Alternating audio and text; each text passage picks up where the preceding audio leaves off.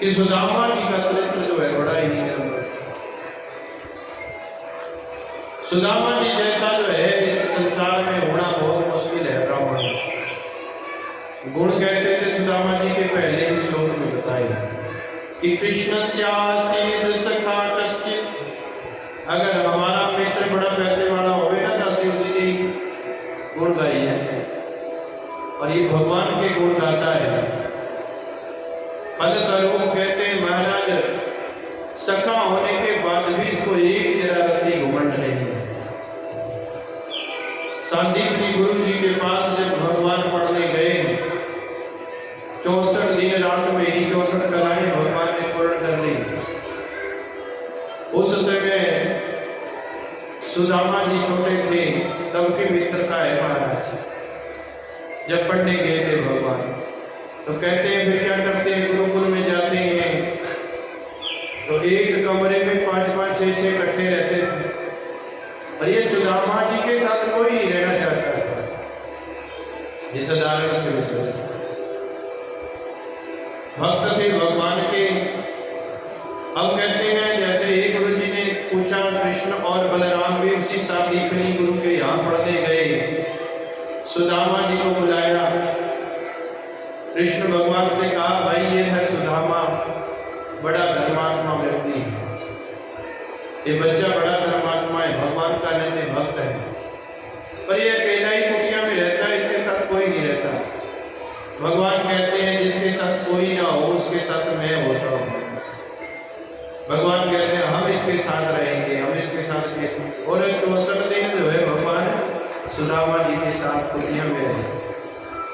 जहाँ जाना सुदामा जी को साथ लेकर जाना। गुरु ने जंगल में लकड़ियां लाने भेजना तो भी सुदामा जी साथ में। गायों का गोबर उठाना, गायों का दूध निकालना तो भी भगवान साथ में। इतनी पक्की यारी। और कहते हैं ब्राह्मणोत्तम, ब्राह्मणों में भी जो उत्तम हो वो क्या है, कहते हैं ब्राह्मणों ब्रह्मवेत्तमा। ब्राह्मणों का सबसे बड़ा धन क्या है, उनका स्वभाव, उनकी सहनशीलता, उनका दया भाव, उनका कृपा करना सबके ऊपर। बहुत बड़ी नौकरी देवी ब्राह्मण पास से भगवान। क्यों देवी? क्योंकि ब्राह्मण अपने लिए कभी नहीं सोचते बेचारे सकते। ब्राह्मण पहले जजमान में तुम कहूँगा तो कह भी रहोगे कि कोई गल नहीं भाई, पैसे ना भी होएगा भी कोई गल नहीं, पर बापू ने रोज नहीं जाना है भाई, उसका क्रियाक्रम ढंग से करा दिया। तो कहते हैं महाराज दूसरे पर कृपा करना। और किसी की कन्या का विवाह है तो वहां भी जो है महाराज ब्राह्मण देवता कहते कोई बात नहीं तो गरीब है। तो कहते हैं ब्राह्मणों जैसी कृपा जो है और नहीं करता कोई। बहुत कम है ऐसे दुनिया में महाराज जिनके अंदर जो है इतनी दया भावना हो दूसरे का कल्याण करने की, दूसरे के कल्याण की भावना ब्राह्मणों के अंदर बड़ी है। ब्राह्मणों ब्रह्मवेत्तमा, और वही उनका धन है महाराज। उसी को सबसे बड़ा धन समझते हैं। किसी ने मान कर ली, इज्जत कर ली, भाव से हमें बुला दिया तो ब्राह्मण उसी में प्रसन्न हो जाते हैं। विरक्त भी है, इंद्रियों से परे। इंद्रियों की क्या है, वशीभूत नहीं है महाराज। इंद्रियों के वशीभूत क्या है कि भाई यजमान उठा तो पैसे ले लो, फलाना देखता इनका करके उल्टे पुल्टे काम करने शुरू करते हैं। वो नहीं करते कहती महाराज। भिक्षा मांगने जाते हैं, गुरु ने कहा 5 ही कर भिक्षा मांगनी है, छठे घर कभी गए ही नहीं। 5 ही कर भिक्षा मांगनी, वहां से कुछ मिल गया तो आगे, नहीं तो राम राम है। भूखे ही सो जाते थे। कहते महाराज एक मास में 2 पाक, एक महीने में 2 पाक, कृष्ण पक्ष और शुक्ल पक्ष। 2 ही एकादशी हो, 2 ही एकादशी। करणी ने कहना कि लोग भी सब मंगल जाते, तुझे भी 2-4 का रखे होंगे करो। कहते नहीं, ये भगवान की हम पर सबसे बड़ी कृपा है महाराज। लोग तो कहते काशी 2 ही रखने मात्र, कहना हमारा तो गिरधर लाल की कृपा से रोज ही एकादशी है।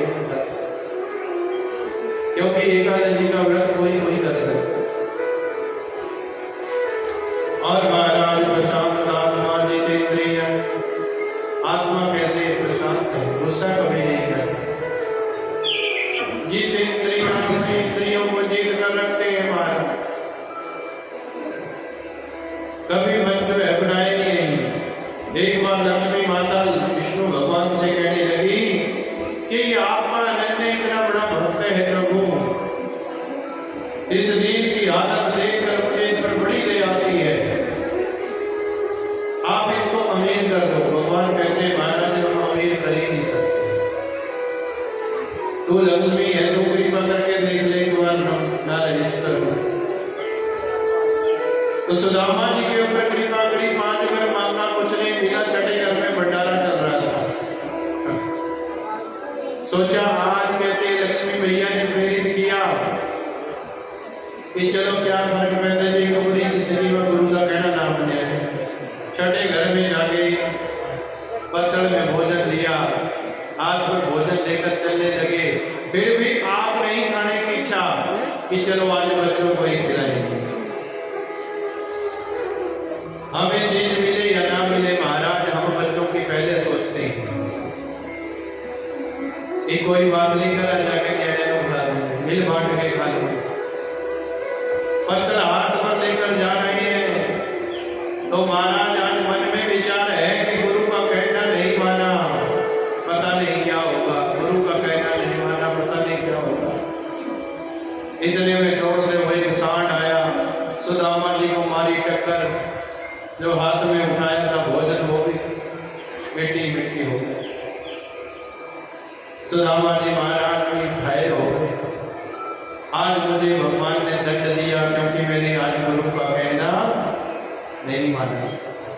गुरु जी ने तो 5 घर मांगने के लिए कहा, छठे घर में गया तो देखो आज मुझे दंड गुरु ने पहले ही दे दिया। प्रभु आपकी बड़ी कृपा है, जो पहली गलती पर ही मुझे दंड मिल गया।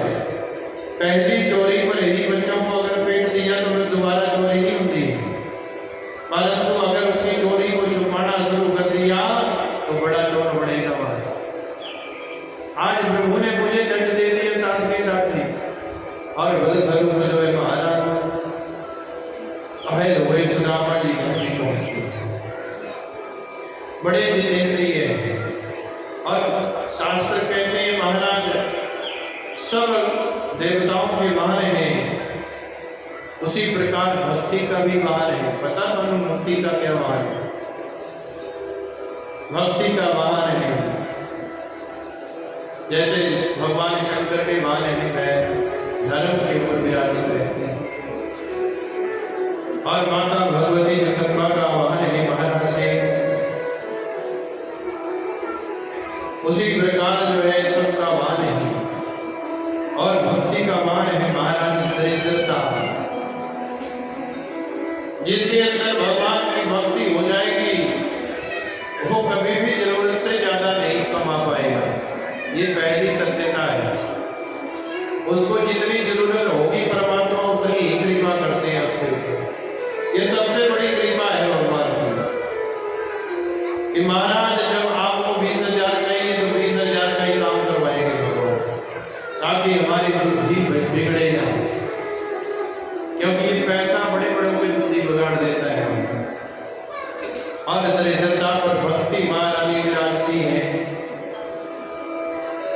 सुदामा जी बार बार याद करते हैं। एक दिन एक मांगने वाले आ गए, आए तो कहते भगवान ही थे। सुदामा की दीन दानत को देखकर प्रभु एक दिन भिक्षा मांगने के लिए इनके दरवाजे पर आते हैं और भिक्षाम देही का गुहार लगाते हैं। परंतु इनकी पत्नी कहती है सुशीला, भाई हमारे घर में सूतक हुआ है और 13 दिनों तक का जब सूतक होता है तो कहते हैं भिक्षा नहीं देनी चाहिए। पातक होता है तो भी किसी को भिक्षा नहीं देनी चाहिए। घर में मौत हुई हो तो उस बीच से जब तक सुत नहीं हुए कहते घर से भिक्षा नहीं देनी चाहिए। शास्त्र तो यही कहते हैं। सूतक पातक है महाराज, इसलिए सूतक है लगा हुआ, इसीलिए महाराज हम अभी भिक्षा आपको नहीं दे सकते। भगवान पूछने लगे कौन जन्म में अब कहने लगा लड़का होया या लड़की? कहते महाराज हुआ तो लड़का है, नाम अजीब है क्या? कहते हैं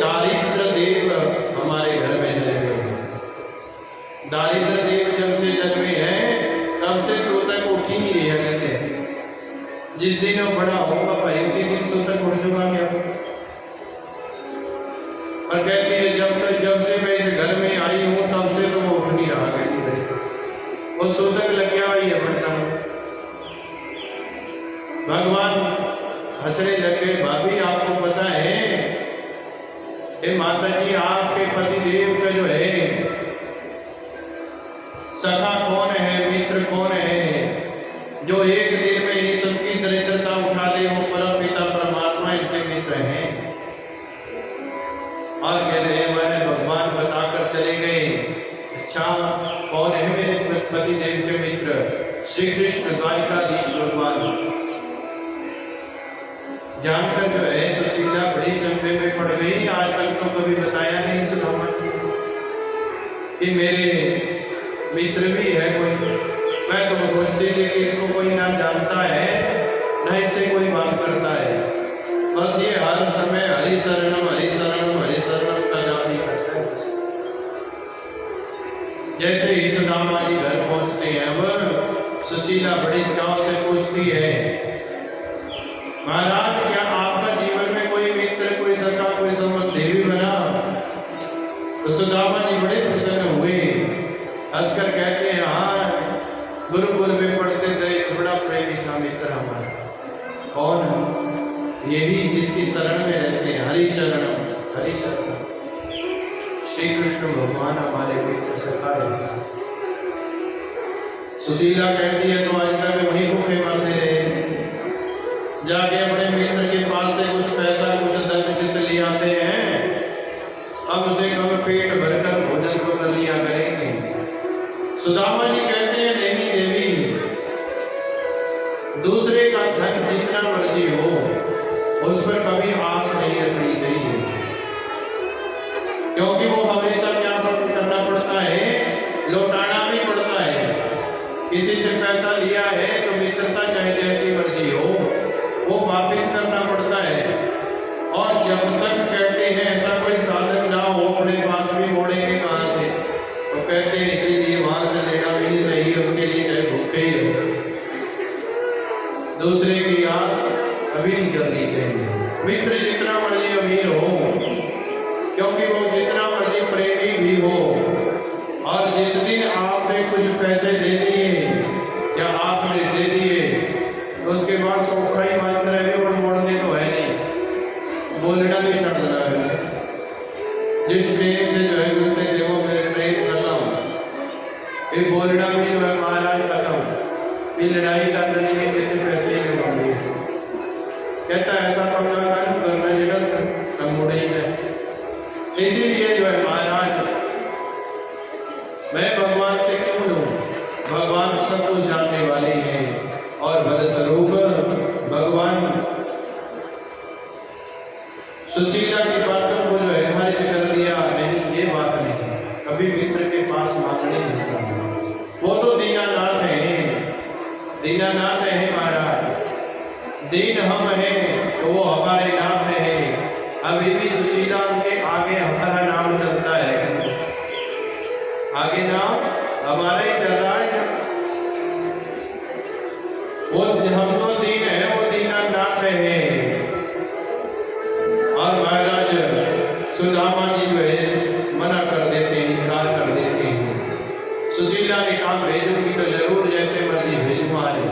मन में योजना करी तो कहने लगी नहीं लेकर आना, कुछ ना लेकर आइए, कम से कम अपने मित्र से मिलकर तो चले आइए। मिलने तो जाइए महाराज, एक बार मिलकर ही आ जाओ, दर्शन ही करके आ जाओ। आज सुदामा जी माने की ठीक है सुशीला, ये बात तुमने अच्छी कही कि मैं मिलकर आता हूँ मुझसे। और मिलने के लिए जो है तैयार हुए तो कहते हैं सुशीला कुछ खाने के लिए दे दें, क्योंकि मैं अपने मित्र को जानता हूँ, उसको दूसरे की चीजें खाने में बड़ा आनंद आता है, अपनी रोटी लेकर नहीं जानी करी। और महाराज दूसरे की थाली से खा लेना, दूसरे का दिया हुआ खाना ये उसको बड़ा पसंद है। मुझे पक्का पता है जब मैं जाऊंगा तो जरूर पूछेगा कि क्या खाने के लिए लेकर आया, घर में जो है उसे दे दें। कहती क्या नहीं, फिर विचार करे अगर मना कर दिया तो ऐसा पीछे के दरवाजे से जो है महाराज, दरवाजे भी ऐसे थे, कहते झुग्गी झोपड़ी भी ऐसी थी कि छत का ही नहीं, जितनी वर्षा जितनी धूप सब कहते हैं महाराज सुदामा जी के ऊपर। और फल स्वरूप जो है 4 घर से 4 मुट्ठी चावल लिए और 2 धोती है महाराज सुदामा जी के पास। एक बड़ी पुरानी सी धोती है, एक तो धो लेते हैं, दूसरी पहन लेते हैं। उसी बड़ी पुरानी धोती सी धोती में चावल बांध कर दे दिए, ये चाहिए, ये दे देना कृष्ण भगवान को। क्यों? क्योंकि महाराज मित्र का जो है दुख मित्र देख ही देता है। सुशीला ने सोच कर ही जो है 4 मुट्ठी चावल बांधे और वो भी बड़ी पुरानी धोती में, वो भी कच्चे। क्यों? इन कच्चे चावलों से प्रभु अपने आप अंदाजा लगा लेंगे कि मेरे मित्र की गरीबी कितनी है। बड़ी पुरानी धोती देखकर अंदाजा लगा ही लेंगे कि मेरा मित्र कितना अमीर है। तो महाराज फलस्वरूप भगवान चले। आज कहते हैं सुदामा जी भगवान से मिलने के लिए। अब चलते चलते कहते हैं महाराज हालत इतनी खराब है सुदामा जी की कि पैरों में जूते तो डाल रखे हैं पर तलवे नहीं है, न सर पे पगड़ी है न तन पर जामा, कुछ भी ऐसा नहीं है सुदामा जी के पास। और फलस्वरूप जो है आज भगवान आंखें बंद करके देख रहे हैं कि भक्त भगवान कहते हैं महाराज सब जानते हैं भगवान कि कब भक्त मेरे दरवाजे पर आ रहा है। आज सुदामा जी मिलने आ रहे हैं, बड़े खुश हुए कृष्ण भगवान। योग माया को बुलाया, योग माया एक काम कर दे आज है। योग माया उसी समय पहुंची भगवान के पास, क्या करो प्रभु आदेश दीजिए। आज मेरा मित्र सुदामा मुझसे मिलने आ रहा है, परंतु वो ऐसे पहुंच नहीं पाएगा क्योंकि पैदल चलकर आ रहा है, रास्ता बहुत खराब है। और चलते चलते अनगिनत कांटे सुदामा जी के पैरों में चुभ चुके हैं, लग चुके हैं। और एक वृक्ष के नीचे सुदामा जी जो है आराम करने के लिए बैठे हैं। योग माया को आदेश दिया और सुदामा जी चले हैं कि जैसे ही ये सोए उसी समय जो है इसे मेरे पास पहुंचा देना, बस मेरी नगरी में पहुंचा देना, इतना काम करना। और सुदामा जी चले हैं तो चलते चलते जो है महाराज कहते हैं ओ कैसे आऊं रे कन्हई, कैसे आऊं रे कन्हई, तेरी गोकुल नगरी बड़ी दूर नगरी, कैसे आऊं रे कन्हई, कैसे आऊं रे कन्हई, तेरी गोकुल नगरी बड़ी दूर नगरी, कैसे आऊं रे कन्हई, कैसे आऊं रे कन्हई, तेरी गोकुल नगरी बड़ी दूर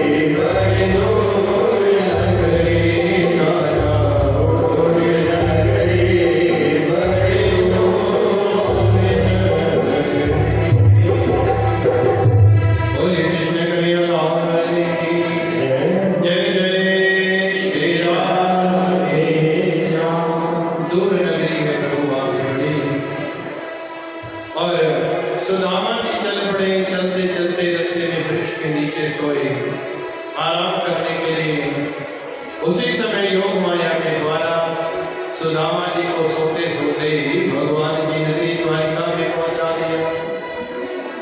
आंख खोलती है तो बड़े बड़े महल अटारियां दिखती है। एक व्यक्ति को पकड़ा, पूछा महाराज कौन सी नगरी में पहुंच गया? सोया तो वृक्ष के नीचे था, पर मेरे सोते सोते ही इतनी बड़ी नगरी तैयार हो गई। कौन सी नगरी है महाराज? तो अपनी भाषा में कहता है द्वारिका। अच्छा कहते अच्छा 6 प्रकार की द्वारिका है, ये कौन से नंबर की द्वारिका है? अरे नहीं नहीं भाई हमारी भाषा ही है, हम है को 6 बोलते हैं। ये अगर द्वारिका नगरी है तो यहाँ में मेरे कृष्ण कन्हैया कहाँ रहते हैं? कहते महाराज कौन कृष्ण कन्हैया? भाई ये बताते हैं कि द्वारिका नगरी का जो राजा है वो कृष्ण कन्हैया है हमारा, क्योंकि हम बचपन के मित्र हैं। व्यक्ति बोलता है अब कन्हैया नाम से कोई नहीं जानता उसको। कहते क्यों? अब कन्हैया नाम तो वो छोटी उम्र में था, अब तो आपको नाम बड़ा चौड़ा हो गया है। कहते क्यों? कि महाराज हम तो उनको जो है कई संबोधन लगाने पड़ते हैं, राजा धीराज महाराज द्वारिकाधीश भगवान कृष्ण कन्हैया। कहते महाराज इतना लंबा नाम भाई धन के साथ साथ क्या नाम भी बड़ा होता चला जाता है। और भगवान की नगरी में पहुंचता है, यहाँ में तुम्हारा वो राजा धीराज कहाँ रहता है? कहते महाराज जितने महल है सब में भगवान के हैं। अच्छा पर वीरव्या कहाँ? कहते हैं ये सबसे बड़ा महल रुक्मिणी जी का है, सबसे बड़ी पटरानी का। और सबसे बड़ा महल देखकर जो है नारद जी कहते हैं सुदामा जी सभ्य में पड़ गए कि महाराज इतने बड़े महल का राजा मुझ गरीब से मिले का भी है या नहीं? क्योंकि जब अमीरी आ जाती है तो गरीब रिश्तेदारों को मित्रों को लोग भूल ही जाते हैं। और मैं तो रिश्तेदार भी नहीं हूँ, सिर्फ 64 दिनों के लिए इनके साथ रहा हूँ, क्या बता मुझे तो भूल ही गए होंगे। फिर भी सुदामा जी बेचारे लाठी के सहारे धीरे धीरे चलते ही हैं और जाकर जो है रुक्मिणी जी के महल के दरवाजे पर पहुंचते हैं। द्वारपाल रोक देते हैं, हे महाराज कौन हो आप? किससे है काम? कहते महाराज मुझे आपके राजा से काम है। द्वारपाल कहते हैं भाई कौन सी विभूति बताएं, कौन आया है दरवाजे पर? कहते विभूति? हाँ महाराज यहाँ तो बड़ी बड़ी विभूतियां लाइन में लगी रहती हैं, ऐसे ही थोड़े राजा से मिलना हो जाता है। विभूतियां बड़ी बड़ी विभूतियां, क्योंकि यहाँ तो महाराज राजा महाराजा लोग भी खड़े रहे, बड़े बड़े भूपेश राजे महाराजे मिलने के लिए भी समय मांगते हैं महाराज भगवान से। कहते महाराज विभूति को क्या बताऊं, क्या कहूं, क्या परिचय दूं अपना? सुदामा जी बहुत देर सोचते रहे, फिर कहा अपने राजा से जाकर कह देना कि कोई सुदामा आपसे मिलने आया है। बस यही विभूति बता देना कि कोई सुदामा आपसे मिलने आया है। अगर सुदामा भगवान को याद होगा तो वो मुझे बुला लेंगे, नहीं भाई मेरे को आके बता देना, मैं यहीं से चला जाऊंगा। द्वारपाल अंदर चला जाता है पूछने के लिए, उधर भगवान से पूछने के लिए उधर सुदामा जी बड़े मन में विचार करते हैं, अरे इतना बड़ा राजा मुझे गरीब से क्यों मिलेगा? भाई अगर मिल भी गया तो लोगों को क्या परिचय करवाएगा कि मेरा मित्र है? सब लोग इसे हंसेंगे कि देखो इतना गरीब तेरा मित्र, इतनी बड़ी पुरानी हालत में आते हैं तेरे मित्र। भाई आपके घर में तो बच्चे भी होंगे, घरवालियां भी होंगी, सब हंसेंगे इसके ऊपर। और कहते हैं भक्त के भाव ऐसे ही होते हैं, वो सोचते हैं भगवान की कहीं मेरे कारण बेइज्जती न हो जाए, इसीलिए बार बार पीछे भी मुड़ते हैं, फिर मुड़कर देख लेते क्या पता बुलाई नहीं। और महाराज इसीलिए अंदर जो है मन के मंथन चल रहा है सुदामा जी की। काफी समय बीत गया, द्वारपाल वापिस नहीं होता, क्योंकि जाने के लिए तो महाराज बहुत अंदर जाना पड़ता था। और भगवान के पास गया, आंखें बंद करके प्रभु खड़े बैठे थे,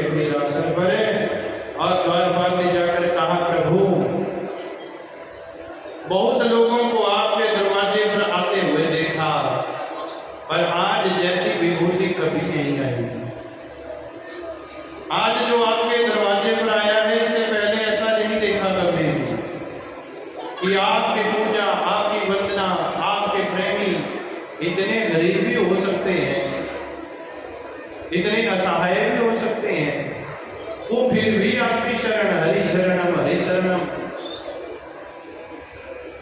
प्रभु भगवान कहते हैं कौन आया है, कौन सी विभूति आज आ गई है हमारे दरवाजे। कहते हैं आज तो सबसे बड़ी विभूति आपके दरवाजे पर खड़ी है कि नाथ एक भिक्षुक खड़ा कहता प्रभु से काम, हमें बताया कुछ नहीं विप्र सुधा। एक ब्राह्मण है महाराज, जब पूछा गया भाई क्या कहे आगे जाके, हमें तो कुछ नहीं बताया महाराज, हमें तो यही कहा कि भगवान श्री कृष्ण के पास जाकर ये कह देना कि दरवाजे में एक सुदामा आया है।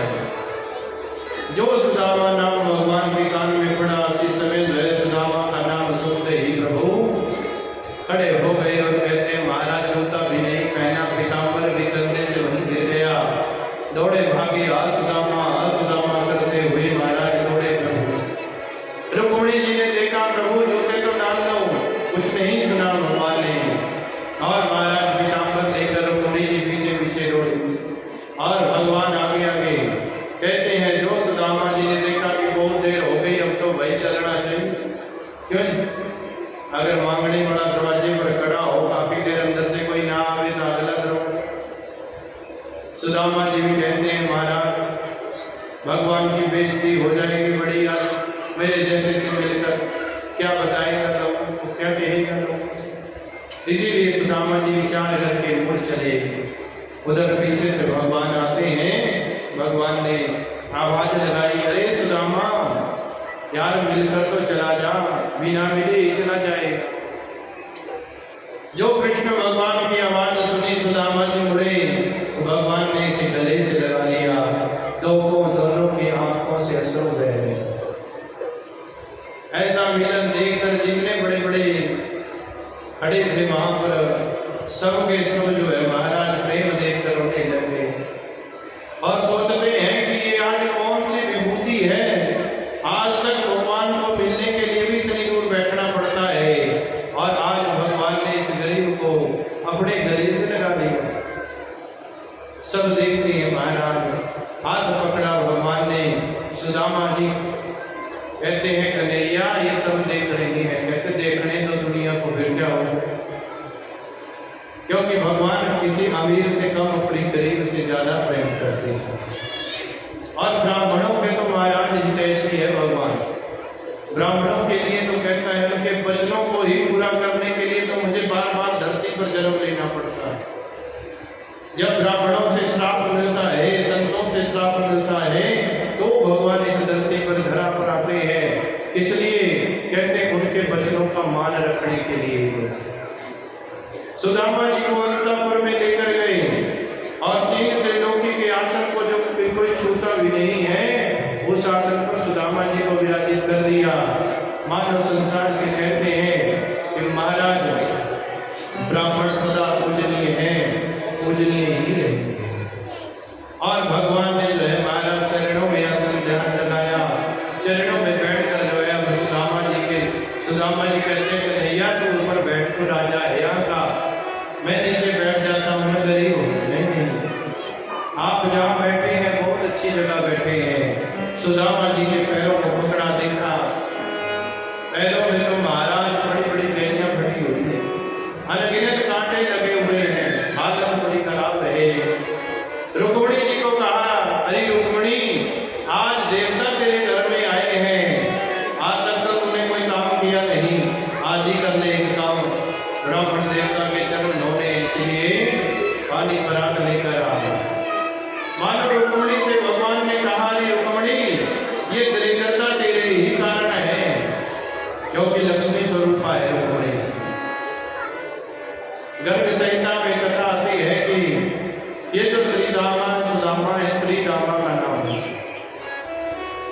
ये भगवान का अनन्य भक्त था और द्वारपाल भी था, सेवक भी था। एक बार भगवान आराम करने के लिए गए तो इससे कहा कि अंदर कोई ना आए, चाहे साक्षात लक्ष्मी क्यों ना हो। सबका आदेश भगवान ने दिया। अब लक्ष्मी भैया जो है महाराज आ गए और भगवान आराम कर रहे थे तो रोक दिया सिंहद्वार पर, रोक दिया कि अंदर मत जाना अभी। क्यों? क्योंकि भगवान आराम कर रहे हैं। कहते अच्छा, अपने घर में भी द्वारपालों को पूछ कर जाना पड़ेगा, अपने घर में भी महाराज द्वारपालों को पूछ कर जाना पड़ेगा, ये विचार। और लक्ष्मी जी के अंदर झगड़ा हो गया बेटा श्री रामा से, और लक्ष्मी ने कहा कि तो मेरे बिना जीकर बता दे, संसार में कोई मेरे बिना नहीं जी सकता, क्योंकि संसार में जन्म लेगा तो उसको मेरी जरूरत सबको पड़ेगी घर की। कहता है मुझे आपकी नहीं बल्कि मुझे तो प्रभु की जरूरत है, बस वो ना मुझे छोड़े और चाहे संसार में सब छोड़ दे। और इतने में तो कहते हैं महाराज दोनों में बहस हो गई और लक्ष्मी जी ने श्राप दे दिया, जाओ तुझे धरती पर जन्म मिलेगा पर तो हमेशा मेरी कृपा से वंचित रहेगा। भगवान ने भी लक्ष्मी को श्राप दे दिया उसी समय, तूने मेरे भक्त को श्राप दिया है, मैं भी तुझे श्राप देता हूँ कि जन्म तेरा भी धरती पर होगा, परंतु तू मेरे लिए तरसती रहेगी। इधर सुदामा जी का जन्म हुआ, वो श्री रामा जो है द्वारपाल सुदामा बन गया। उधर कहते हैं राधा रानी के रूप में लक्ष्मी जी है, और पूरा जीवन जो है राधा रानी रोती ही रही भगवान की। उधर सुदामा जी रोते रहे, इधर राधा रानी। और भल स्वरूप जो है महाराज जिनको जन्म मिला, और वही सुदामा है आज महाराज। मानो भगवान कहते हैं लक्ष्मी, आज उस पाप को धोने का समय हुआ है तो आप पानी धो लेकर आओ। रुक्मिणी जी विचार करती हैं, इतने नौकर जाकर आज तक कभी नहीं बुलाया, अपने लिए पानी का गिलास नहीं प्रभु ने मांगा, आज इस गरीब के लिए ब्राह्मण के लिए मांग रहे हैं। कि देख सुदामा की दीन दशा, करुणा करके करुणा निधि रोए, पानी परात को हाथ छोड़े, नैनन के जल सो कब धो। पानी परात को छुआ भी नहीं। इतने में तो ब्राह्मण देवता की दीन हालत देखकर पैरों के तलवे को हाथ से छुआ तो अनगिनत कांटे कपोले निकले हुए हैं। आप भेजते हमारा धूप साफ करते हैं, भगवान की आंखों से अश्रु सुदामा जी के चरणों पर, आंखों की आंसू से ही महाराज पैर धो दिए रे मित्र। आज से पहले तो कहाँ था, इतनी गरीबी में भी मुझे याद कर लेता है कभी। भगवान से सुदामा जी कहते हैं प्रभु ये पूछो कि आपको भूले कब है। जिस दिन से पढ़कर आए हैं उस दिन से आपका ही एक कर्म, जीवन में भोजन मिले, पानी मिले, कुछ मिले या ना मिले, परंतु भक्ति मेरी अटूट रहे। प्रभु आपसे ही तो प्रेम रहा, आपसे ही तो प्रेम रहा। आज उसी जन्म जन्म की भक्ति का प्रताप है कि सुदामा जी जैसा गरीब भी भगवान के तीन तलोके के आसन पर विराजमान है। भक्ति महारानी में इतना बल है कि जो हम ना भी चाहे वो भी हमें बढ़ा देती है। बोले हरे कृष्ण, जो हम ना भी चाहे तो भी बढ़ा देते हैं। हम सोचते कुछ है और बढ़ कुछ जाता है, ये भक्ति का प्रभाव है। जिसका भरोसा श्याम पर टूटा कभी नहीं, जिसका भरोसा श्याम पर है और कभी नहीं टूटा, वो दुख में भी ये कहता है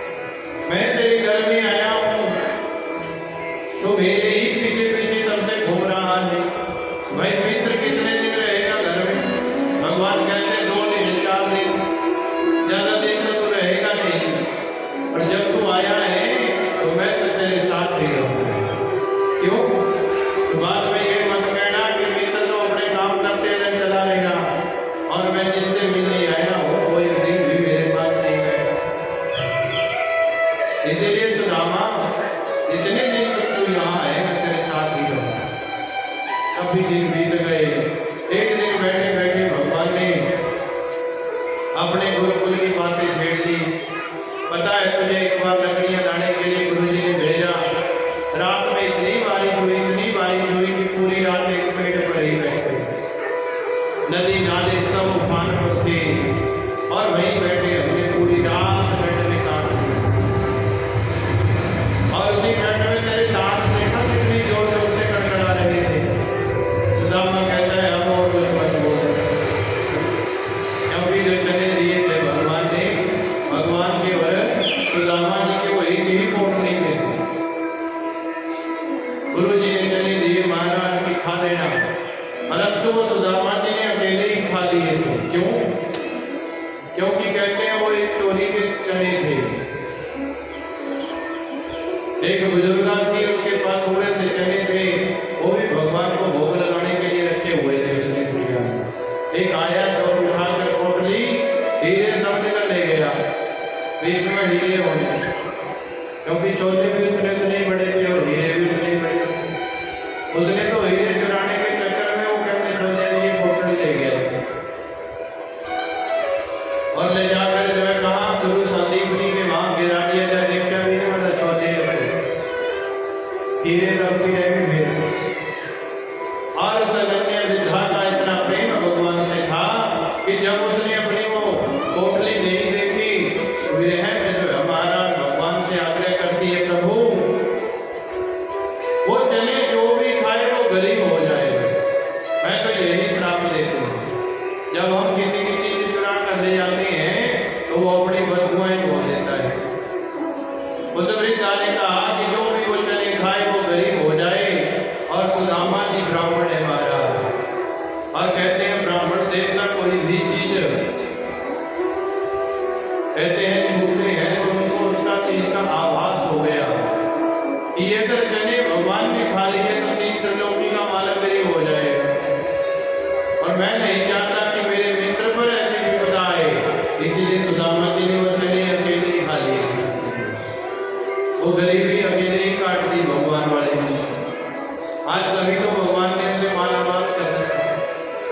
भगवान जानते तेरे सुदामा, तूने मेरे हिस्से के पाप मेरे हिस्से की गरीबी भी स्वयं भोग ली। आज भगवान बातें करते हैं और बता विवाह विभू किया या नहीं किया, ऐसे ही अभी भी कहते नहीं आपकी कृपा से घर में आपकी भाभी है, बच्चे भी हैं। भगवान कहते तो बुलाया क्यों नहीं, शादी में बुला लेते। सुदामा जी कहते शादी का तो हमें भी नहीं पता कब हुई, क्योंकि जब छोटे छोटे ही कर देते थे। गुरुकुल से जाते विवाह हो गए, तब से ऐसे ही जीवन चल रहा है। तो बता तूने शादी कर रखी है? नहीं। हाँ हमारा ये तेरी भाभी जी खड़ी है तेरे सिराने जो है। अच्छा राम राम। सुदामा जी कहते हैं गला सूख रहा है कि नहीं है, जरा पानी मंगवा देंगे।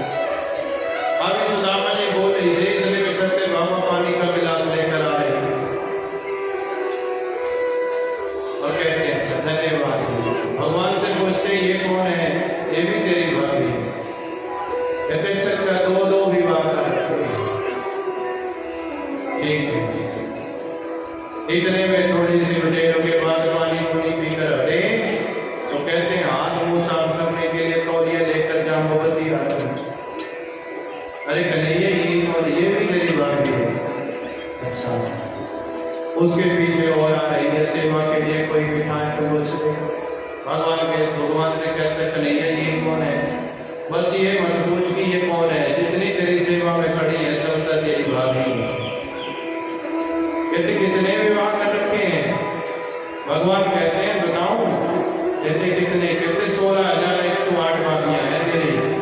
सुदामा जी कहते यहाँ एक नहीं संभलती, तुमने इतनी संभाल कर रखी हुई है, यहाँ तो एक ही दिमाग खराब कर देती है। और फल स्वरूप जो है सुदामा जी सबसे भेंट करते हैं। भगवान फिर बातें करने लग जाते हैं। फिर बता भाभी ने क्या भेजा है खाने के लिए? अब सुदामा जी अपनी कच्चे चावल दिए, क्या बताऊं कि कच्चे चावल दिए। और महाराज सुदामा जी पीछे पोटली दबा लेते हैं। भगवान बड़े चालाक हैं, जरूर पोटली में कुछ ना कुछ तो लेकर आया है। सुदामा जी को बातों में लगाया और कही पोटली हाथ दे कंडुल लिए चला।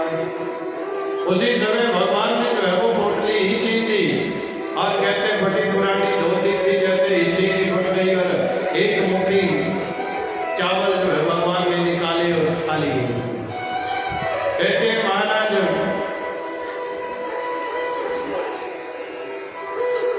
दूसरी मुट्ठी चावल खाए और तीसरी मुट्ठी में रुक्मिणी जी ने हाथ पकड़ लिया। कई संतों ने बड़े बड़े यहाँ पर भी विचार दिए क्यों हाथ पकड़ा। कुछ कहते हैं महाराज रुक्मिणी जी ने हाथ इसलिए पकड़ा कि दो लोगों की संपदा ब्राह्मणों को दे चुके हो, अब तीसरे लोग की देने के बाद फिर ब्राह्मणों के सामने तू भिक्षा मांगने लग जाना। क्यों पहले सुदामा जी भिक्षा मांगते थे, फिर आप मांगते थे। भिक्षा मांगने तो भगवान बलि राजा के पास भी गए, क्योंकि उस समय भी 3 लोकी का मालक बलि था। भिक्षा में जो है महाराज ये मिली चीज जो है हम तो संभाल के रख लो, कहीं बलि जैसे फिर सुदामा के आगे ना हाथ फैलाने पड़े। और मानो रुक्मिणी जी कहती है प्रभु चावल कच्चे हैं, 2 मुट्ठी खा चुके हैं, तीसरी खाएंगे पेट में दर्द लगाकर बैठ जाएंगे। और मानो रुक्मिणी कहती है प्रभु प्रसाद सबको बांटकर खाना चाहिए। पीछे भी आपकी लाइन बड़ी तकड़ी है, एक चावल का उलट भी आना चाहिए, प्रसाद सबको मिल बांट कर खाना चाहिए। इसीलिए कहते हैं भगवान का हाथ पकड़ लिया था रुक्मिणी जी ने और भगवान ने 2 लोगों की संपदा ब्राह्मणों को प्रदान कर दी। क्यों? क्योंकि देवाधीनम जगत सर्वमंत्राधीनम च ते मंत्रा ब्राह्मणाधीनम तस्माद् ब्राह्मणे ब्राह्मणों को देवता पता क्यों कहा जाता है? ब्राह्मणों को देवता इसलिए कहा जाता है क्योंकि ये गोल चक्कर में सृष्टि चली हुई है। देवाधीनम जगत सर्वम, देवताओं के अधीन ये सब जगत है। और जगत तो देवताओं के अधीन है, पर देवता किसके अधीन है? ते मंत्रा ब्राह्मण, कहते हैं वो ब्राह्मणों के मंत्रों के अधीन है। मंत्राधीनम च देवता, मंत्रों के अधीन देवता, और भी मंत्र जो है ब्राह्मणों के पास है। जब तक कहते हैं महाराज तस्माद ब्राह्मण देवता, जब तक ब्राह्मण देवता मंत्र पढ़कर भगवान का आह्वान नहीं करेंगे तब तक भगवान नहीं आते। और जो ये धर्म यज्ञ हो रही है इससे ये धरती देवता सब जो है प्रसन्न होते हैं। हमारे ऊपर कितने ऋण चले रहते हैं, कहते देव ऋण, मनुष्य ऋण, पितृ ऋण। देवताओं का ऋण कब उतरता है? जब हम यज्ञ हवन पूजा पाठ घर में करते हैं, कई यज्ञों में अपना योगदान देते हैं। देवताओं का कर्जा क्यों है हमारे ऊपर? विचार करो, देवताओं का कर्जा क्यों कहा गया? क्योंकि सांस ले रहे हैं वायु देवता के कर्जे साढ़े आंखों से देख रहे हैं सूर्य चंद्र देवता का कर्जा हमारे। ये शरीर मिट्टी का बना हुआ है, धरती माता का कर्जा हमारे ऊपर। 75% जल इस शरीर में बताया जाता है, वो भी जल देवता का कर्जा हमारे ऊपर। अगर पेट में अग्नि ना हो तो कुछ भी नहीं बचना, कहते तो अग्नि देवता का भी हमारे ऊपर कर्जा। 5 तत्वों से ये शरीर बना, तो 5 तत्वों के जितने भी देवता हैं और उसके बाद फिर आगे छोटे छोटे देवता हैं। कोई कानों से सुना रहा है, कोई आंखों से दिखा रहा है, कोई जीभ से बुला रहा है, उसमें भी छोटे छोटे देवता बताए गए हैं। तो कहते हैं महाराज हम तो कुछ दिया ही नहीं, दिया कुछ? आप सांस ले रहे हैं, वायु देवता को कुछ नहीं दिया। रोटी पच रही है तो महाराज अग्नि देवता को कुछ नहीं। शरीर मिला धरती से, मिट्टी का शरीर है, धरती मैया को कुछ नहीं दिया। क्योंकि ये धरती आकाश देवता सब जो है बलि कब होंगे? जब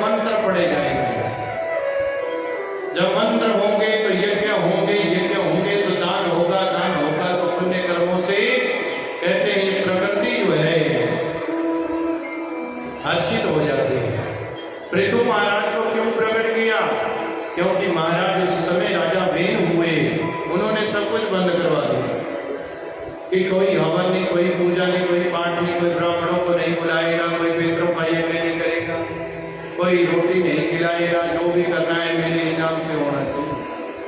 मंत्र भी क्या, वेदाय नमः, स्वाहा भी क्या, वेदाय स्वाहा। फलस्वरूप अकाल पड़ गया उस धरती पर, फिर पृथु महाराज को आना पड़ा। ये पृथ्वी के नाम कब पड़ा, जब पृथु ने इसका दोहन किया। जिन चीजों की हमें जरूरत थी वो प्रकृति में पैदा करी, फल, रस पदार्थ, जड़ी बूटियां, पेड़ पौधे, वृक्ष, ये खाने का अन्न, मक्की, कणक, ज्वार, बाजरा, जितनी अनाज है, ये सब पृथु महाराज ने धरती का दोहन किया है। और इनके नाम 100 यज्ञ किए थे। 100 यज्ञ करके धरती को पुष्ट किया। आज तक धरती माता एक दाना लेती है, अनेक करके देती है। एक गुठड़ी लगाएंगे, एक वृक्ष की जड़ लगाएंगे तो बड़ा होके वो अनेक फल देने वाला है। मक्की का एक दाना लगाया और टुकड़ियों में देख लो कितने दाने। कणक का एक दाना लगाना, सिमटे में अनेक करके देना। ये धरती मैया तब से प्रफुल्लित है जब तक इस पर यज्ञ होते हैं। बोले कृष्ण कन्हैयालाल की जय हो। और महाराज ब्राह्मण देवता को पुष्ट कर दिया भगवान ने, और अमीर करके सुदामा जी को घर भेज दिया, नए वस्त्र दिए, सब कुछ प्रफुल्लित करके एक सुंदर सी नगरी, द्वार कहते हैं जैसे द्वारिका नगरी थी वैसी सुदामा नगरी का निर्माण करवाया। और उसमें राजा सुदामा हुए। कहते हैं नगरी के दरवाजे पर ही भगवान श्री कृष्ण का जो है मंदिर था। और उस मंदिर में जो है जैसे ही प्रवेश करते हैं तो सुदामा जी एक ही बार मांगते हैं कि प्रभु जब तक रहे इस धरती पर तेरी कृपा बने। बोले कृष्ण कन्हैयालाल की जय। अब कथा को विश्राम की ओर ले चलते हैं। सुखदेव जी महाराज कहते हैं कि भगवान की अनन्य कथाएं हैं। समय जो है महाराज जितना मिलता है उतना ही चर्चा होती है। चर्चा तो बहुत है भगवान की, ये तो खत्म होने वाली चर्चा है। हरि अनंत हरि कथा अनंता, कहत बहु बहु विधि सब संतों ने से अपने अपने मुख से गाया। जैसे 7 दिनों तक हमने अपने मुख से कथा को गाया, अपने दृष्टांतों के साथ, अपने कर्मों के साथ, उसी प्रकार जो है सब ऋषियों ने से अपने अपने मुख से गाया गया। जिसने जीवन से जो अनुभव किया उसकी सत्यता बताने के लिए कथाएं लिखी गई। माध्यम एक ही है कि आप राक्षस बनने से बच जाओ, धर्मात्मा बनने की ओर नहीं, क्योंकि बिना संग पाए कुछ भी नहीं होता। खेत में हल चलाना सीखना है तो भी महाराज उनके पीछे घूमना पड़ेगा जो हल चला रहा है। क्यों? बैल का पता होगा भी ऊपर जुड़ना कि थल्ले जुड़ना, ताई जोड़ोगे। ये पुठे सीधे जोड़ते फिर भी घूमना कोई बनाइए। तो कहते महाराज जिसका ज्ञाता जो होता है उसका संग करना पड़ता है। दुष्ट का संग करेंगे दुष्ट बन जाएंगे, सत्य का संग करेंगे सच्चे बन जाएंगे। और कहते हैं इंजीनियर जिसने पढ़ना है उसको इंजीनियर कॉलेज में जाना पड़ेगा, डॉक्टर को डॉक्टरी पढ़ने के लिए डॉक्टरी के कॉलेज में, शास्त्री वाले को शास्त्री के कॉलेज में। अगर कहे कि डॉक्टरी पढ़ने जाना परंतु आती है सप्ताह बहुत विचार करना पड़ेगा। क्यों? परंतु शास्त्रों का ज्ञान तो वही होगा जहाँ स्कूल वहाँ होगा, कॉलेज होगा। महाराज जिसको जैसी जरूरत है वो वैसी शिक्षा लेने के लिए वैसी ही कॉलेज में पहुंचता है। इसीलिए कहते हैं अगर धर्मात्मा बनना है तो संतों का संग, धर्म का संग, कथाओं का संग, ब्राह्मणों का संग करना पड़ता है। बोले कृष्ण कन्हैयालाल। एक संत ने कथा सुनाई, कहते महाराज असी बम्बे चल गए, कहते एक बार सत्संग करने वास्ते। बम्बे में कहता बड़े लिखे संत बहुत है, जितने भी लोग हैं ना साइंटिफिक तरीके से देखते भी पंडित है, संत भी यही होंगे। ਅਸੀਂ सत्संग कर रहे थे तो कहना गुरु जी के सामने एक चेला बैठा, कभी तो कहना 100 का नोट ऊपर कर लो, कभी थले कर लो। कहना भाई मैं सोचा भी सारे संतां वर्गे भी संत हो जाइए। कहना उन्होंने ठान लिया भी महाराज जब इच्छा कर रही है चढ़ाने की तो चढ़ा दो, नहीं इच्छा कर रही है कहना जय में पा लो। कहना नहीं नहीं महाराज, मैं कहना बहुत लोगों ने पूछा, बहुत संतां ने बहुत ब्राह्मणों से पूछा, परंतु आज तक संतुष्टि किसी से नहीं हुई। कहना भाई दस क्या शंका तेरे मन में? कहते शंका ही है महाराज, मैंने एक चौपाई पढ़ी कि हरि व्यापक सर्वत्र समाना प्रेम से प्रकट हुई। ये हरि तो व्यापक है, सब जगह है, आप में भी मुझ में। इस संसार में ब्राह्मणों की और संतों की क्या जरूरत है? कहते ये भी गलती है भाई। कहते मैंने तो आज तक यही नहीं समझ आया कि लोग ब्राह्मणों ने पहला हाथ क्यों ना दे, संतां ने क्यों ना दे, हालांकि वो भी इंसान ही है। तो कहते महाराज असी भी वही इंसान है, पहला हाथ असी क्यों लगाना है जब सारी सब में ही व्यापक है, सब में ही विद्यमान है, पशु में भी, पक्षी में भी, जीव में भी, जंतु में भी, मनुष्य में भी। तो गुरु जी कहना इन्हें बड़ी अच्छी बात पूछी। कहना भाई आया कितना मेरे को सत्संग में? कहते गड्डी लेके आया। कहते अच्छा, फिर जो तेरी गड्डी का पंचर हो जाता कहते फिर तू क्या करता? कहना फिर क्या करना है? कहना पंचर वाले भाई जाऊंगा पंचर लवाऊंगा। कहना पंचर भी लग जाना, फिर हवा कितना भरवा? कहते जी हवा में कंप्रेसर होता कहते बड़ा, 1 मिनट में हवा भर। संत महात्मा कहते होते प्रश्न का उत्तर तेरे इसी जो ही जड़ा। कहते क्यों? कहना हरि व्यापक सर्वत्र समाना, हरि तो सब जगह है, तो हवा भी हर जगह ही होनी। कहते महाराज हवा भी हर जगह ही। फिर कहते तेनों हवा भरने वास्ते कंप्रेसर की क्या जरूरत रहेगी, तो यही गड्डी करके भर लेता हूँ। कहना नहीं जी हवा का प्रेशर बनाना पैदा है, प्रेशर गैस भर दी कहते टैर में ऐसे तो नहीं। कहता हवा तो है, कंप्रेसर में जो हवा आई वो भी तो किसी न किसी तरीके से कंप्रेसर में इकट्ठी हुई है, प्रेशर बढ़िया तो हुआ है तो वही हवा के जो सर्वत्र है, कंप्रेसर में भी वही हवा है। तो कहते महाराज बिना कंप्रेसर से जो है हवा नहीं पार होनी है, पंप के नहीं पार होगी हवा कंप्रेसर के। तो कहते अगर कंप्रेसर ना होता तो कैसे पंचर लगाता, तो कैसे हवा पाता?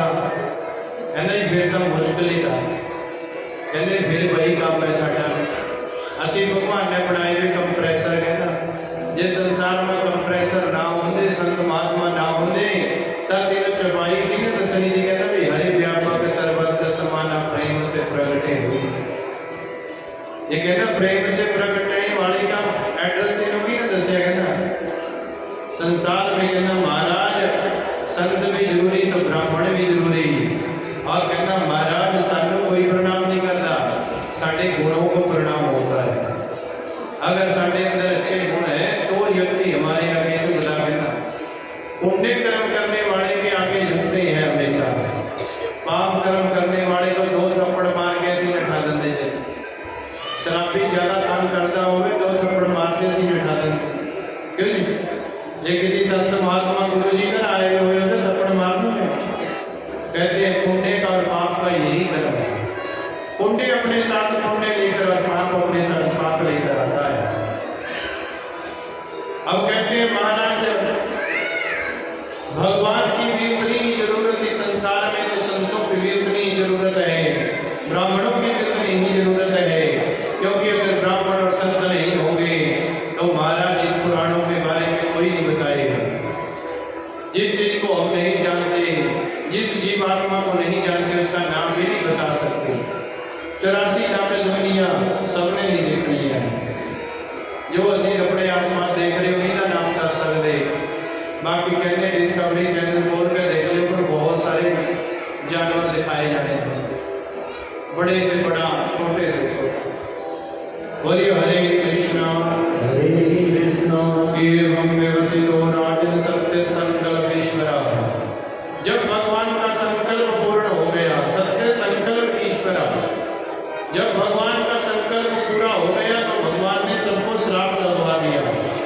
पिंडारिक क्षेत्र में संत महात्माओं की मंडली आ गई। वहीं पर भगवान के कुछ पुत्र और पौत्र आकर जो है विराजमान हो गए। संत महात्माओं के पास जाते हैं। सांब है जाम्बवती का पुत्र, उसी को जो है कपड़े लपेट कर पेट पर वहां पहुंच जाते हैं। पूछते हैं महाराज संत महात्माओं आपको कुछ आता भी है कि वही कीड़े कूड़े खाए मस्त में? दुर्वासा जी ने कहा आप तो जो है भगवान के वंशज हैं, इसीलिए आपका दिन अच्छा है तो यहाँ से चले जाइए। परंतु वो ब्राह्मण देवताओं संतों से जो है महाराज बदसलूकी करने लग जाते हैं। आता जाता तो कुछ नहीं, वैसे ही लोगों को पागल बनाते रहते हैं। ये दान करो, ये पुण्य करो, ऐसा करो, ऐसा करो। दुर्वासा जी को आगे कबूल कहते हो, बताइए आपने क्या आता है? भाई जिसको तुम लेकर आए हो ना तो ये आपकी भाभी है ना ये स्त्री है। और कहते हैं महाराज इसी के द्वारा आपके कुल का नाश हो जाएगा, आपके कुल का नाश हो जाएगा। क्या किमुसलम कुलनाशनम शाप व्यालेन विप्राणां संजये स्वकुलम विभो। भगवान ने अपने कुल को स्वयं ही श्राप दिला दिया और महाराज दुर्वासा ऋषि ने श्राप दिया। इसके कपड़े आप जैसे ही उतारोगे सांब के पेट से, एक मुसल इनके कपड़े हटाने पर आपको प्राप्त होगा। और कहते हैं महाराज उसी से आपके कुल का नाश हो जाएगा। मुसलम कुलनाशनम। सब राजा उग्रसेन के पास गए, डर गए महाराज क्या किया जाए। उग्रसेन के पास जाकर कहा ये हो गया। उग्रसेन भगवान श्री कृष्ण के पास गए, ऐसा श्राप ब्राह्मणों ने संतों ने दे दिया। भगवान कहते हैं कोई बात नहीं, इसको जो है घिसा दो, कहते हैं। और पिंडारिक क्षेत्र में जो है उसे घिसा दिया गया समुद्र के किनारे, क्योंकि घिसने के बाद उसकी कोई भी कहते हैं महाराज क्या नहीं बनना, हथियार नहीं बनना है। फिर मरेंगे कैसे जो हथियार ही नहीं बने। घिसाते रहे, छोटी सी चीज बची उसे समुद्र में फेंक दिया, मछली ने खा ली। मछली पकड़ कर आई एक भील के पास, जैसे उस मछली को काटा गया उसके नीचे वो कांटा निकल गया जो बची हुई चीज। उसका भील एक मित्र था, उसने उसको दे दिया, तीर के नोक पर लगा लिया। जहां घिसाया गया था वहां पर एक एरंड नाम की घास हो गई।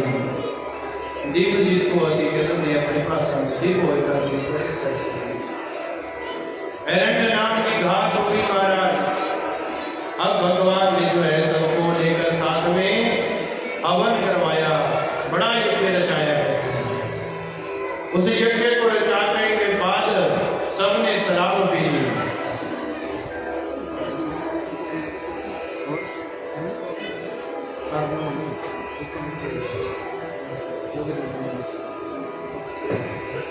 बोलिए कृष्ण प्रेरणाम।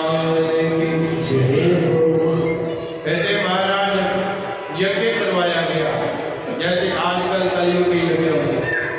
पहले तो कहते महाराज हवन पूजा सप्ताह ज्ञान यज्ञ, कभी खेड़े का जाकर किसी और देवता का यज्ञ।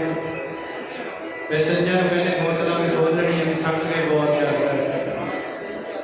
उसी प्रकार भगवान ने भी ये सबसे पहले कलयुग का आरंभ नहीं हुआ, उससे पहले बता दिया कि महाराज ऐसे लोग जो होंगे जो सारे यज्ञ को उसी दिन नष्ट कर देंगे। पहले हवन कराना, पूजा कराने, पाठ कराना, जग भंडारा हो गया, सजनदार हो गई।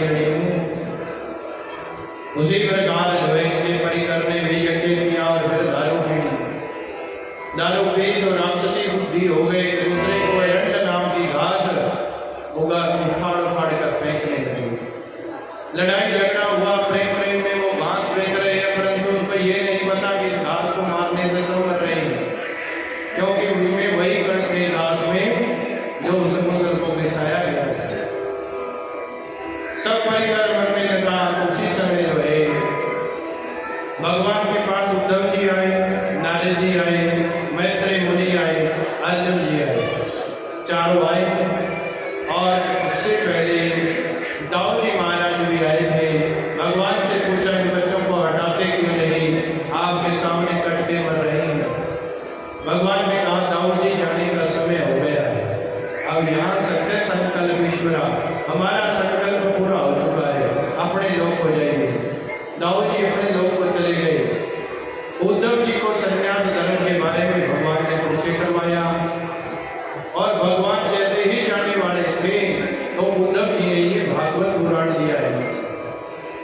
भागवत के माध्यम में लिखा है कि भगवान ने जब जैसे जाने की इच्छा प्रकट की तो उद्धव जी ने कहा भगवान हम किसके भरोसे रहेंगे, तो दो रूपों में मैं सदा विद्यमान रहूंगा, एक बाकी बिहारी मंदिर, एक भागवत पुराण।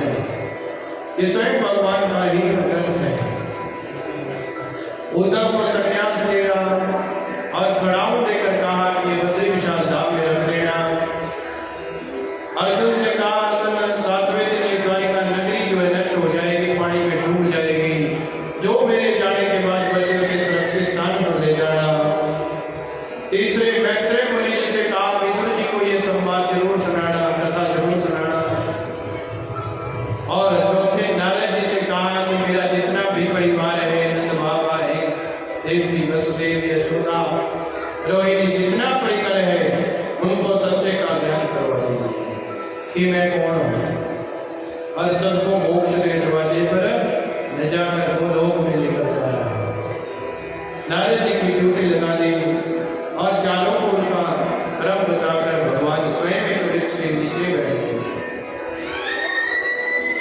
वृक्ष के पत्ते जड़े हुए थे तो महाराज सूखे पत्ते थे। भगवान कहते वहां बैठे थे तो जैसे ही पैर बदलने लगे तो खड़खड़ की आवाज होती है जब सूखे पत्ते होते हैं। तो उधर से वो भीड़ आया, शब्द लेनी वाले चला दिया, शब्द की जहां से आवाज आई वहीं पर बाण छोड़ दिया। वो बाण जाके भगवान के पैर के अंगूठे में लग गया। आपकी आवाज सुनकर दौड़ा गया, देखा कि भगवान ने उनके चरणों में गिर गया, प्रभु क्षमा करें, क्षमा करें। भगवान कहते हैं भाई ये लेने देने के संबंध है, पिछले जन्म में तो बाली था मैं राम, अब तो भीड़ बढ़ गया मैं कृष्ण। पहले छुपकर मैंने तेरे को बाण मारा, आज तुझे मार दिया, सब सीधा बराबर। उस भीड़ को भी मोक्ष दे दिया भगवान। जैसे ही वो बैठे हैं तो सभी आयुध उड़ने लगे आकाश में, शंख चक्र गदा सब आयुध आ गए, सब देवता आ गए, मेरे लोग को चलिए, मेरे लोग को चलिए। भगवान कहते हैं किसी के लोग को नहीं जाएंगे।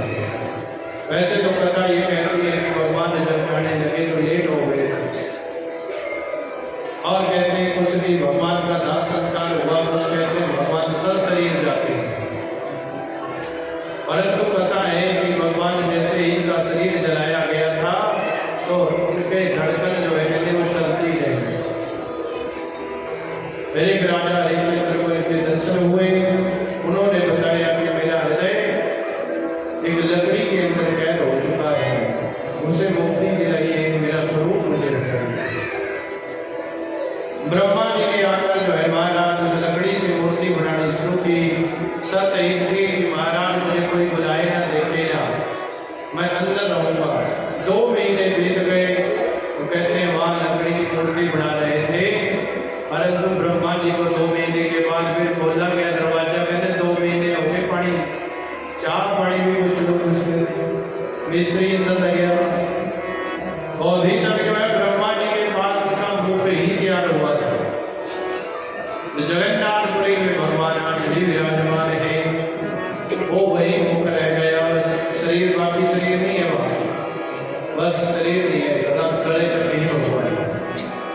और ऐसे भी कहता है कि भगवान को दंड मिला हुआ है क्योंकि भगवान अपने लोक में जाने के लिए 1 साल लेट हो गए थे, 1 साल लेट हो गए थे।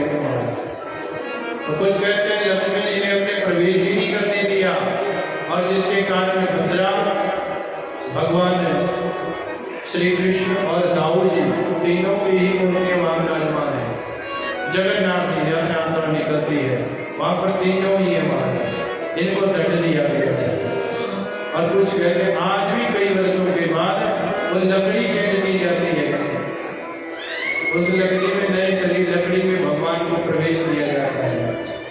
आज भी जगन्नाथपुरी कलियुग की सबसे बड़ी पुरी है महाराज, पुण्यपुरी जहाँ भगवान ही प्रवेश करते हैं, पाप वहाँ प्रवेश नहीं करता। जगन्नाथपुरी में पाप नहीं प्रवेश करता, इसलिए तो कांसी उल्टी लटकाई हुई है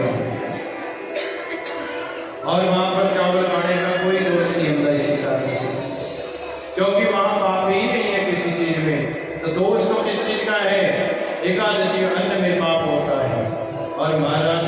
इसीलिए एकादशी के दिन अन्न नहीं खाया जाता। बोलिए हरे कृष्णा। भगवान अपने धाम को गए हैं और यहीं पर जो है महाराज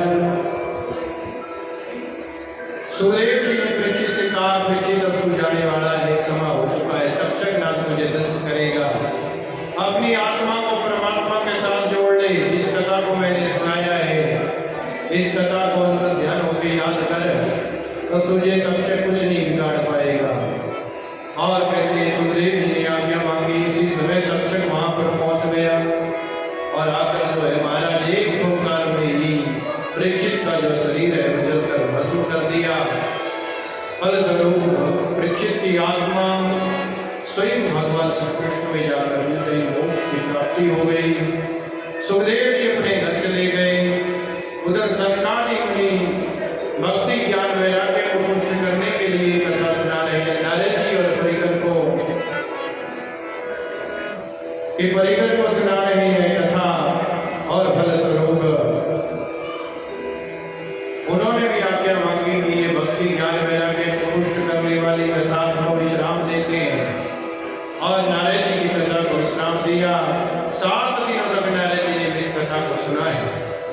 जो 2 घड़ी नहीं देखते थे, उन्होंने भक्ति ज्ञान वैराग्य के लिए 7 दिनों तक इस कथा को सुना। और कहते हैं महाराज मैत्रेय मुनि जी को, विदुर जी को महाराज मैत्रेय मुनि जी कथा सुनाते हैं। उन्होंने भी विश्राम मांगा। अब शौनकादि ऋषियों ने सूर्य जी से कलयुग के बारे में जाना। 4 प्रकार की प्रलय होगी। तो कहते हैं कभी बहुत आंधी आएगी, कभी पूरी पृथ्वी पर जल ही जल होगा, कभी भूकंप आएंगे, कभी बड़ी बड़ी रोग बीमारियां आएंगी। परंतु धर्मात्मा लोग इन प्रकार की प्रलयों में बचे रहेंगे। आपको हल्का करने के लिए सब बीमारियां आती हैं। कोरोना की बीमारी आई, कई तो टीके भी नहीं होने लगे, उन्होंने काफी नहीं हुए। क्यों नहीं? कई तो बुखार भी नहीं आए, परंतु कई कहते महाराज बड़ा बुरा हाल है, कई तो दुनिया छोड़कर ही चली। कहते हैं कि महाराज भगवान ने ये प्रलय बना रखी है। भगवान ने ये धर्मात्मा धर्म कभी नहीं मरता, खपड़ की जड़ हमेशा हरिये रहती है। और फलस्वरूप भगवान के बारे में बताया। फिर परीक्षित के पुत्र जन्मेजय ने एक सर्प यज्ञ किया। उस सर्प यज्ञ में सब संसार के सर्पों को अवन में स्वाहा करने के लिए लाया गया। आस्तिक मुनि सर्पों के देवता हैं, और आस्तिक मुनि ने उन्हें रोका और कहा कि महाराज संसार में सब जो है जाने वाले हैं, नश्वर हैं। और सनकादि मुनियों को सूर्य जी महाराज ने सनकादि ऋषियों को प्रसन्न किया। कथा सुनाकर ये भागवत के 2 श्लोक हैं जो भगवत का सब निचोड़ बता देते हैं कि हमें भागवत किस लिए की। मेरे साथ बोले और आज की इस कथा को विश्राम करते हैं कि भवे भवे भवे भवे यथा भक्ति आदयो तब जायते तथा कुरुष्व देवेश नाथस्त्वं नो यतः प्रभो। ये श्लोक है महाराज की भवे भवे यथा भक्ति। आपके चरणों में प्रभु ये भक्ति सदा बढ़ती रहे, बढ़ती रहे, बढ़ती रहे। आदयस तब जायते, आपके श्री चरणों में ही मन लगा रहे। तथा कुरुष्व देवेश, हे देव आप जब भी जन्म दें तो आपकी भक्ति जन्म जन्म तक बनी रहे। दूसरे मंत्र में कहते हैं कि नाम संकीर्तनम यस्यः सर्व पाप प्रणाशनम प्रणामो दुख शमनस्तम नमामि हरिं परम। हे प्रभु आपका नाम संकीर्तन प्राप्त होता रहे और ये सभी पापों को मिटाने वाला हो।